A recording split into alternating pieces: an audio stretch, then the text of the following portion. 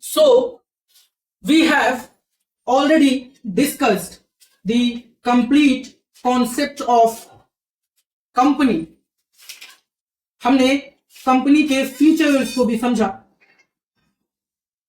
And now we are going to cover the advantages and disadvantages of company. Right?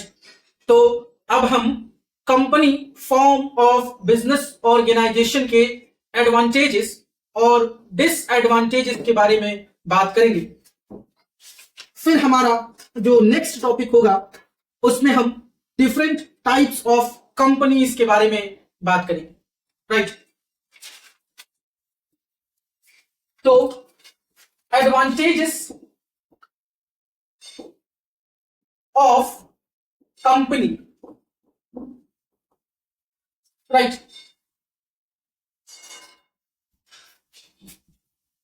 सबसे पहला और सबसे बड़ा जो इसका एडवांटेज है वो है लिमिटेड लायबिलिटी. और अपने इसी एडवांटेजेस के चलते जो कंपनी है वो कई पर्सन्स को अपने तरफ अट्रैक्ट करता है कि वो इन्वेस्टमेंट करें और कंपनी के मेंबर्स बने. So the first and foremost advantage is limited liability. Right? दूसरा क्या है? दूसरा है transfer of interest. Transfer of interest. तीसरा एडवांटेज है perpetual existence. Perpetual existence. Fourth one is growth and expansion. Growth and expansion.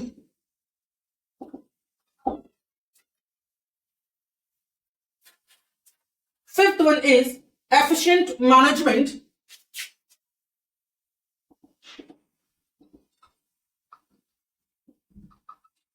और last है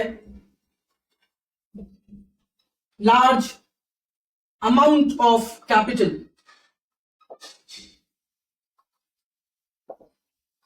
right? तो these are some advantages of company form of business. तो आइए एक एक करके इन सभी पॉइंट्स को हम डिटेल में डिस्कस करते हैं. Limited liability. जब हमने कंपनी के फीचर्स को पढ़ा तो उसमें हमने एक पॉइंट डिस्कस किया जिसमें हमने ये जाना कि जो पर्सन्स हैं जो कंपनी के कैपिटल में मनी इन्वेस्ट करते हैं या मनी के इक्विवेलेंट कोई चीज इन्वेस्ट करते हैं जो कंपनी के बिजनेस को एफिशिएंटली रन कराने में एक वाइटल रोल प्ले करता हो. जैसे फॉर एग्जांपल अगर दो पर्सन्स हैं, एक पर्सन कंपनी में कैश इन्वेस्ट कर रहा है ताकि कंपनी में जो लिक्विडिटी है उसे बनाया रखा जाए. नाउ लिक्विडिटी मीन्स अगर कंपनी में कैश अमाउंट होगा तो कंपनी अपने डे टू डे एक्सपेंसेस को आसानी से बियर कर सकती है. वहीं कंपनी में फर्दर कुछ फिक्स्ड एसेट्स की भी आवश्यकता होगी जैसे मशीन्स. तो कोई पर्सन जिसने कैश इन्वेस्टमेंट नहीं किया, जिसने कंपनी के शेयर्स नहीं खरीदा, लेकिन कंपनी में जो मशीन्स जो एसेट्स की आवश्यकता है उसने कोई मशीन खरीद लिया on the behalf of company और कंपनी के स्टॉक में उसे लगा दिया. तो यहां वो पर्सन मनी इन्वेस्ट नहीं कर रहा है बिजनेस में, बल्कि मनी के इक्विवेलेंट एक मशीन ला दे रहा है जो कि कैश के इक्विवेलेंट है. राइट? तो लिमिटेड लाइबिलिटी मीन्स कल को अगर कंपनी में जो एसेट्स हैं वो डाउन हो जाते हैं और अगर कंपनी की जो लाइबिलिटीज हैं वो इंक्रीज कर जाती है, ऐसे समझो। Suppose these are the persons, ये वो पर्सन्स हैं, ये वो मेंबर्स हैं, राइट, जो कि डिबेंचर होल्डर्स हैं और ये वो पर्सन हैं जो शेयर होल्डर्स हैं। शेयर होल्डर्स और डिबेंचर होल्डर्स के बीच क्या डिफरेंस है, ये भी आपके एग्जाम में कई बार पूछा जाता है, तो इसे भी हम डिस्कस करेंगे। फिलहाल के लिए ब्रीफ में आप समझो कि ये जो डिबेंचर होल्डर्स होते हैं, ये जो हमारा कंपनी है उसे लोन देने का काम करते हैं, क्योंकि हमारा जो कंपनी है वो वाइडर स्केल पर ऑपरेट करेगा, तो ऑब्वियस सी बात है इसे फाइनेंस की आवश्यकता पड़ेगी, राइट। और कंपनी अपने इस फाइनेंशियल रिक्वायरमेंट को वेरियस सोर्सेस के माध्यम से फुलफिल करेगा। एक तो है शेयर होल्डर्स, कंपनी क्या करेगी, अपने शेयर्स इशू करेगी और ये जो पर्सन्स हैं जब कंपनी के शेयर्स को खरीदेंगे तो जितने शेयर्स को इन्होंने खरीदा है उतने शेयर्स तक के ये क्या होंगे, शेयर होल्डर्स होंगे, राइट।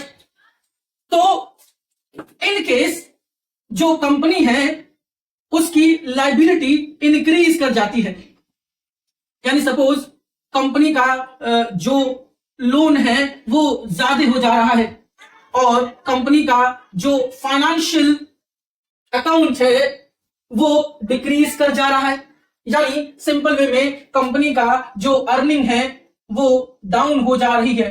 और चूंकि कंपनी ने वेरियस इंस्टीट्यूशन से पैसे बोरो कर रखे हैं, कंपनी का जो उधारी है वो अपने पीक पर है, कंपनी उस उधारी को चुका नहीं पा रही है क्योंकि कंपनी का जो फाइनेंशियल स्टेटस है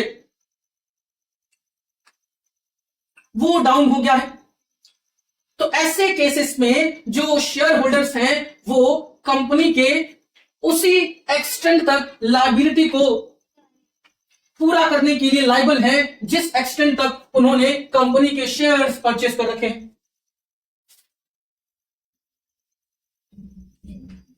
यानी कल को अगर कंपनी का फाइनेंशियल स्टेटस डाउन होता है तो अगर किसी पर्सन ने कंपनी में 1000 शेयर्स इन्वेस्ट कर रखा है तो वो केवल उस 1000 शेयर्स तक के लिए क्या है, लायबल है, उससे ज्यादा उसकी लायबिलिटी नहीं है। तो यहां पर क्या है, लिमिटेड लायबिलिटी है up to the amount of money invested by the members.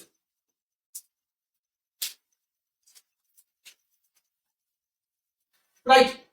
तो ये जो डिबेंचर होल्डर्स हैं, यानी ये जो कंपनी को उधार देने वाले लोग हैं, ये शेयर होल्डर्स के या मेंबर्स के पर्सनल प्रॉपर्टी को क्लेम नहीं कर सकते हैं, राइट। दूसरा एडवांटेज क्या है, transferability of interest, right. The shares of the company can be easily brought and sold in the market. Mainly जो पब्लिक कंपनी होती है उसके शेयर्स जो होते हैं वो ओपन होते हैं, यानी मार्केट में पीपल आसानी से इसके शेयर्स को खरीद सकते हैं और एज पर देयर चॉइस बेच सकते हैं किसी भी पर्सन को, यानी इजी ट्रांसफरेबिलिटी ऑफ शेयर्स होता है। If the owner of share is in need of cash he can easily sell the shares and get cash. और इसी ट्रांसफरेबिलिटी ऑफ शेयर्स के वजह से जो लिक्विडिटी होती है वो मेंटेन रहती है। लिक्विडिटी मींस आप समझो कैश इन हैंड, राइट। एक शेयर होल्डर या एक मेंबर जिसे कैश की आवश्यकता है वो आसानी से जब कभी भी उसका मन करेगा वो शेयर्स को दूसरे को ट्रांसफर कर देगा, दूसरे को बेच देगा और उसके बदले में उसे कैश मिल जाएगा। The easy transferability of shares brings liquidity of investment. At any time, share investment can be converted into cash and same can be used to buy shares of other company. तो यानी इस वजह से transferability of share या transferability of interest की वजह से जो इन्वेस्टमेंट होता है वो लिक्विडिटी इन नेचर का होता है, और जब कभी भी मेंबर्स चाहें वो किसी भी पर्सन को अपने शेयर्स को बेच सकते हैं, और जब उनके पास कैश आ जाए तो वो इस कैश को दूसरे कंपनी के शेयर्स खरीदने में इन्वेस्ट कर सकते हैं। राइट। तीसरा क्या है? Perpetual existence.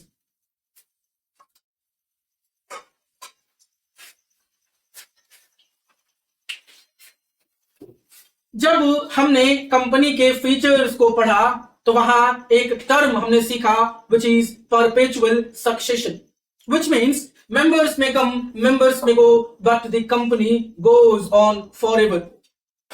ये जो फीचर है कंपनी का, ये बेसिकली जो कंपनी का लाइफ टाइम है उसे इंश्योर करता है, और इस पर्टिकुलर फीचर से हमें एक चीज कंफर्म होता है कि कंपनी का जो एग्जिस्टेंस है वो उसके मेंबर से अलग है। कंपनी एक इंडिपेंडेंट आर्टिफिशियल बॉडी है जिसके एग्जिस्टेंस को उसके मेंबर्स कंपनी से निकल करके चैलेंज नहीं कर सकते हैं। Company is creation of law and its existence can be ended only through the process of law. Right. तो कोई मेंबर अगर डेथ कर जाता है या वो इंसॉल्वेंट हो जाता है या वो इनकैपेबल हो जाता है, तो इन सभी चीजों से कंपनी को किसी प्रकार का कोई प्रभाव नहीं पड़ने वाला है।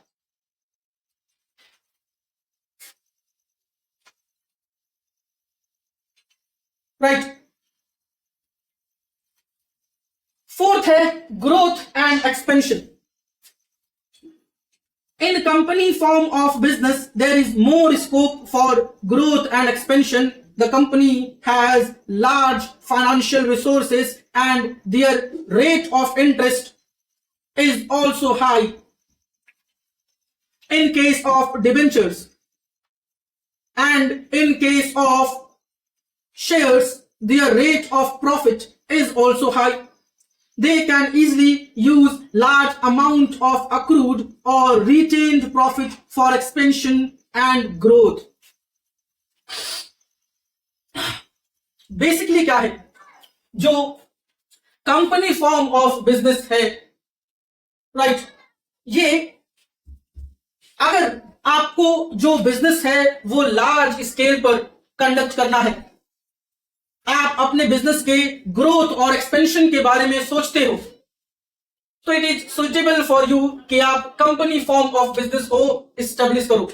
क्योंकि कंपनी में क्या है, कंपनी जो है वो लार्जर स्केल पर रन करती है, राइट, और एक लार्ज अमाउंट ऑफ कैपिटल इसमें इन्वेस्ट हुआ रहता है। तो सिंपल सी बात है, जो डिबेंचर होल्डर्स हैं यानी जो क्रेडिटर्स हैं जिसने कंपनी में एज अ लोन पैसा इन्वेस्ट कर रखा है,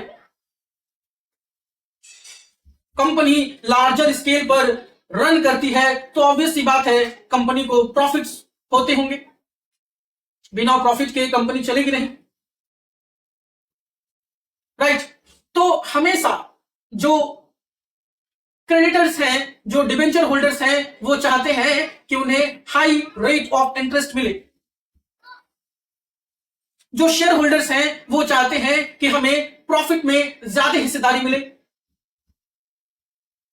तो अगर आप अपने बिजनेस को ग्रो करना चाहते हो, एक्सपेंड करना चाहते हो, तो फिर वहां पर आप कंपनी फॉर्म ऑफ बिजनेस को अडॉप्ट कर सकते हो, क्योंकि यहां पर क्या होता है, एक्सपेंशन के चांसेस ज्यादा होते हैं, क्योंकि यहां पर जो अपॉर्चुनिटीज होते हैं वो भी ज्यादा होते हैं।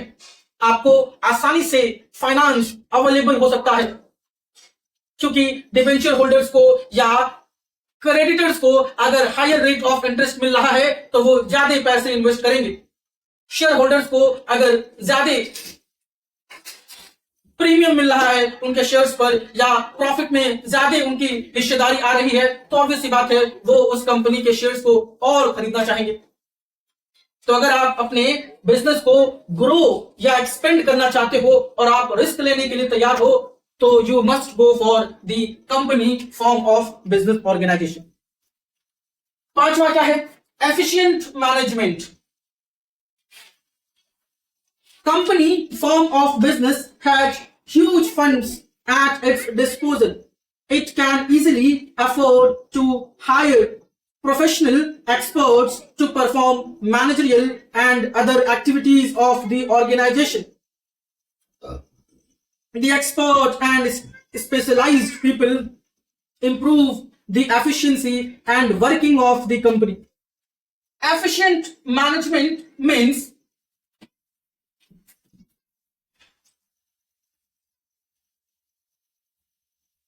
क्योंकि कंपनी में किसी प्रकार का हमें फाइनेंस का शॉर्टेज नहीं होता है, आसानी से आप फाइनेंस कलेक्ट कर सकते हो कंपनी में। तो if you are having a high amount of finance available तो आप आसानी से प्रोफेशनल्स को हायर कर सकते हो और ये जो प्रोफेशनल्स हैं अपने माइंड का यूज करके कंपनी के मैनेजमेंट को आसानी से चला सकते हैं। एफिशिएंट का मतलब होता है कि जो काम है वो with in the required time हो और कॉस्ट इफेक्टिव मैनर में हो, यानी कम से कम वेस्टेज ऑफ रिसोर्सेस हो और जो काम है वो टाइमली कंप्लीट हो सके। तो ऐसा पॉसिबल है, एफिशिएंट मैनेजमेंट पॉसिबल है कंपनी में, क्योंकि हम आसानी से प्रोफेशनल्स को, एक्सपर्ट्स को हायर कर सकते हैं, क्योंकि हमारे पास फाइनेंस की कोई कमी नहीं रहती है जब हम लार्जर स्केल पर अपने कंपनी को ऑपरेट करते हैं। राइट। लास्ट है large amount of capital. The biggest advantage of company form of business is that it can collect a large amount of capital by issuing shares to general public. The people having small savings can also buy the shares of the company because the value of share is very small. Apart from share capital, the company can collect funds by raising loans from the financial institutions and by issue of debentures and other securities. तो वही बात, अगर हम अपने discussion को conclude करें तो हम ये कह सकते हैं कि जिस फॉर्म ऑफ बिजनेस में लार्ज अमाउंट ऑफ कैपिटल आपको मिल सकता है, क्योंकि ऑलरेडी आपने ये प्लान बना रखा है कि आप अपने बिजनेस को लार्ज स्केल पर ऑपरेट करोगे, आपको higher amount of profit earn करना है, आप रिस्क लेने के लिए तैयार हो, तो you have to adopt company form of business.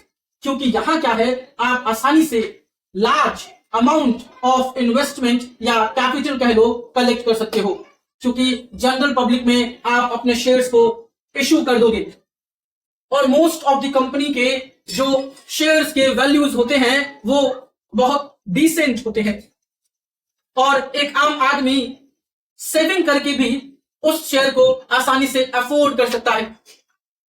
तो by issuing shares to the general public, company can collect higher amount of capital और कंपनी के फाइनेंशियल अकाउंट्स को देखकर अगर कंपनी ने पिछले 3-4 सालों में प्रॉफिट्स अर्न किया है और कंपनी लगातार प्रॉफिट्स में रही है तो फाइनेंशियल इंस्टीट्यूशंस भी कंपनी को आसानी से लोन दे देंगे, तो यहां से भी कंपनी को फाइनेंस मिल सकता है। तो ये पॉसिबल है कि आप कंपनी में लार्ज अमाउंट ऑफ कैपिटल को एक्वायर कर सकते हो। राइट। तो ये था advantages of company form of business organisation. Right. Limited liability, transfer of share या interest, perpetual existence, growth and expansion, efficient management, large amount of capital, right?